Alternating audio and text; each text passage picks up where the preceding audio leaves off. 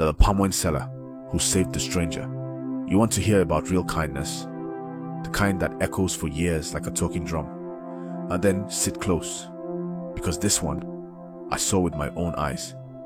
It happened in our village, Odioma, deep in the south, where the mangroves kiss the river and the air is always thick with the scent of palm wine and fish smoke. In those days, I was much younger, still learning to strike my gong with authority. That was the year of the bad harvest. Even the goats looked tired. Now, this story begins not with a man of riches or a boy of prophecy, but with a widow named Ma Zainabu. Her stall stood under the shade of an old breadfruit tree by the edge of the village square. She sold palm wine, sweet and fresh, tapped every morning by her late husband's cousin, and boiled ground nuts. That stall was all she had. Her only child, Boma, was away in the city chasing factory work. Ma Zainabu wasn't just a seller. She was the type who knew everyone's business, but never used it against them. You'd go to her for palm wine, but end up pouring out your worries like wine into a calabash. She listened. That was her power. One dusty afternoon, when the sun hung like punishment in the sky, a young man stumbled into our square. His feet were bare, his face was drawn, and his shirt was torn near the collar. He looked lost, like someone the road had spat out. I was cleaning the town's notice board nearby when he collapsed near Ma Zainabu's stall. The other sellers hissed and shouted, "Yay! Get up, you drunkard!" But Ma Zainabu, she ran to him. Her wrapper flew behind her like a flag. She poured water into his mouth and lifted his head gently.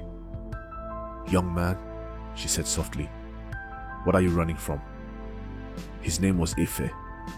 He spoke with a thick accent, one of those towns near Sapol. He said he'd been traveling on foot for days. His bag was stolen in Aba, and the trailer he hitched a ride on dumped him near the bush. He hadn't eaten in 2 days. Now, in our culture, strangers are treated with caution. You don't feed a man who's chi, spirit, you don't know. He might be cursed, or worse, a spy from a rival village. But Ma Zainabu, she gave him palm wine.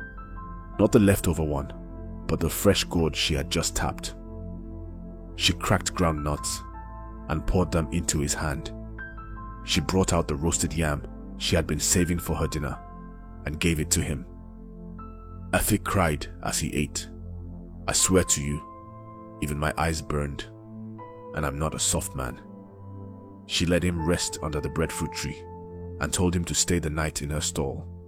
She even gave him one of Boma's old wrappers as a pillow. When people asked, "Why are you risking your safety?" she said, "If I leave a man to die when I have food, then my own child could be dying somewhere, and no one will help him." The next morning, Ife helped her set up the stall. He wasn't lazy. He fetched water, arranged firewood, and even cleaned the calabashes. That's when I noticed. His hands weren't the hands of a villager. No scars from machetes or rope. No blackened fingernails from charcoal or oil. They were clean, slim fingers.